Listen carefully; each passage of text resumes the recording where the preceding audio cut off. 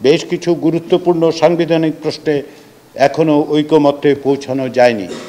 এর মধ্যে বিচার বিভাগের বিকেন্দ্রীকরণের কাঠামো, তত্ত্বাবধায়ক সরকারের প্রধান উপদেষ্টা নিয়োগ, তত্ত্বাবধায়ক সরকারের মেয়াদ, জাতীয় সাংবিধানিক কাউন্সিল বা এনসিসি গঠন, একই ব্যক্তি প্রধানমন্ত্রী হিসেবে কতবার নির্বাচিত হতে পারবেন, একজন সংসদ সদস্য কতগুলো পদে থাকতে পারবেন, রাষ্ট্রপতি নির্বাচনের প্রক্রিয়া কি হবে, সংবিধান সংশোধন প্রক্রিয়া কি হবে, এই ধরনের মৌলিক কাঠামোগত গুরুত্বপূর্ণ বিষয়গুলো অমীমাংসিত থেকে গেছে।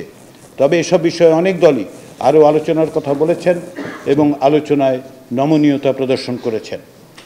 নির্বাচন ব্যবস্থা সংস্কার বিষয়ক আলোচনায় ঐক্যমতের উপর নির্ভরশীল, কিন্তু অনেক বিষয়ে নীতিগত ঐক্যমত্য বা আংশিক ঐক্যমত্য হয়েছে, যার মধ্যে উল্লেখযোগ্য হচ্ছে নির্বাচন কমিশনের জন্য একটি পূর্ণাঙ্গ আইন প্রণয়ন করার ব্যাপারে অধিকাংশ দল একমত হয়েছেন। স্থানীয় সরকার নির্বাচনের দায়িত্ব নির্বাচন কমিশনের কাছে হস্তান্তর করার ব্যাপারে সব দল একমত পোষণ করেছে। দলনিরপেক্ষ, সৎ, যোগ্য ও সুনামসম্পন্ন ব্যক্তির রাষ্ট্রপতি হিসেবে নির্বাচিত হওয়ার বিধান করার ব্যাপারে অধিকাংশ দল নীতিগতভাবে একমত হয়েছেন। ভবিষ্যতে সীমানা নির্ধারণের জন্য একটি আলাদা স্বাধীন সীমানা নির্ধারণ কর্তৃপক্ষ গঠন করার ব্যাপারে অধিকাংশ দল নীতিগতভাবে একমত, তবে এ ব্যাপারে মতের ভিন্নতাও আছে। নির্বাচন কমিশনের আইনি, আর্থিক ও প্রশাসনিক প্রস্তাব কোনো মন্ত্রণালয়ের পরিবর্তে সংসদের প্রস্তাবিত উচ্চকক্ষের স্পিকারের নেতৃত্বে একটি সর্বদলীয় সংসদীয় কমিটির নিকট উপস্থাপনের বিধান করার ব্যাপারে মিশ্র প্রতিক্রিয়া দেখিয়েছে দলগুলো। সাংবিধানিক দায়িত্ব পালনে ব্যর্থ হলে কিংবা শপথ ভঙ্গ করলে কমিশনারদের মেয়াদ পরবর্তী সময়ে উত্থাপিত অভিযোগ প্রস্তাবিত সংসদীয় কমিটি তদন্ত করে সুপারিশসমূহ আইনানুগ ব্যবস্থা গ্রহণের জন্য রাষ্ট্রপতির কাছে প্রেরণের বিধান করার ব্যাপারে বেশিরভাগ দল নীতিগতভাবে একমত হয়েছে। নিবন্ধিত রাজনৈতিক দলকে তথ্য অধিকার আইন 2009-এর আওতাভুক্ত করার প্রস্তাবে বেশিরভাগ দল নীতিগতভাবে একমত হয়েছেন। মানবতা বিরোধী অপরাধের সঙ্গে অভিযুক্ত ব্যক্তিদেরকে সংসদ নির্বাচনে অংশগ্রহণ থেকে বারিত করার লক্ষ্যে মানবতা বিরোধী ট্রাইব্যুনাল আইন ও আরপিও সংশোধন করার ব্যাপারে মিশ্র প্রতিক্রিয়া দেখিয়েছে দলগুলো। এর আইনি দিক বিবেচনার জন্য অধিকাংশ দল গুরুত্ব দিয়েছে। জনপ্রশাসন সংস্কার কমিশনের দেওয়া সুপারিশগুলোর ক্ষেত্রে জুলাই গণ অভ্যুত্থানে গণহত্যা ও নিপীড়নের সঙ্গে জড়িত এবং ভোট জালিয়াতি ও দুর্নীতির অভিযোগে অভিযুক্ত কর্মকর্তাদের চিহ্নিতকরণ এবং তাদের বিরুদ্ধে উপযুক্ত পদক্ষেপ গ্রহণের জন্য একটি স্বাধীন তদন্ত কমিশন গঠন করার ব্যাপারে অধিকাংশ দল একমত পোষণ করে। তথ্য অধিকার আইনের সংশোধন করার প্রস্তাবে সব দল একমত। অফিসিয়াল সিক্রেটস অ্যাক্ট 1923 সংশোধন করার প্রস্তাবে সব দল নীতিগতভাবে একমত পোষণ করেছে। বর্তমান পাবলিক সার্ভিস কমিশন পুনর্গঠনের মাধ্যমে 8 সদস্য বিশিষ্ট পৃথক 3টি পাবলিক সার্ভিস কমিশন গঠন করার ব্যাপারে অধিকাংশ দল নীতিগতভাবে একমত পোষণ করেছে।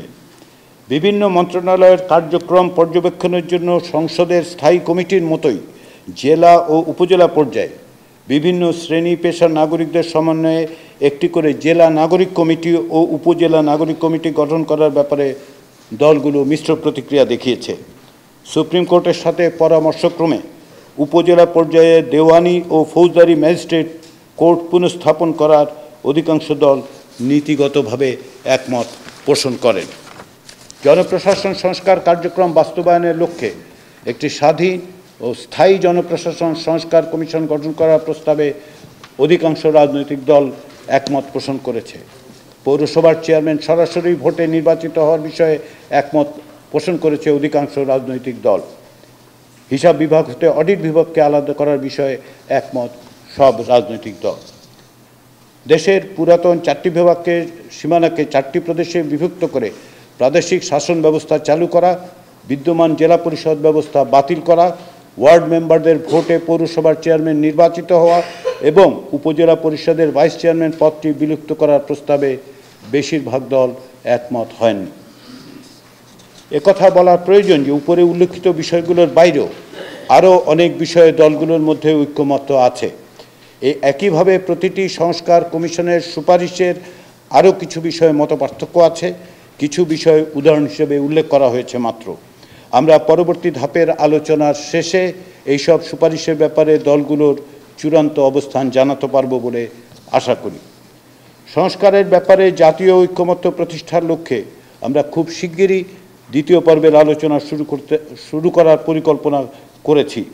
দ্বিতীয় পর্বের আলোচনায় এই পর্বে যেসব বিষয়ে ঐক্যমত্য হয়নি এবং দলগুলোর অবস্থান কাছাকাছি সেই সব বিষয়গুলো আলোচিত হবে।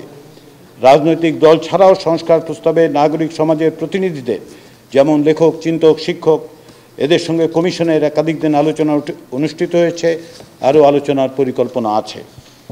জাতীয় ঐক্যমত্য কমিশন কর্তৃক প্রস্তাবিত সংস্কার সংক্রান্ত সুপারিশগুলোর মধ্য থেকে নির্বাচিত কিছু বিষয়ে জনগণের মতামত জানতে বাংলাদেশ পরিসংখ্যান ব্যুরো অর্থাৎ বিবিএস-এর মাধ্যমে একটি জরিপ পরিচালনার ব্যাপারে প্রাথমিকভাবে সিদ্ধান্ত নেওয়া হয়েছে। যে সুপারিশগুলো সম্পর্কে রাজনৈতিক দলের মতামত নেওয়া হয়েছে সেগুলোর মধ্য থেকে অতি গুরুত্বপূর্ণ সুপারিশসমূহ সম্পর্কে জনগণের মতামত নেওয়ার উদ্দেশ্যেই এই জরিপ পরিচালনা করা হবে।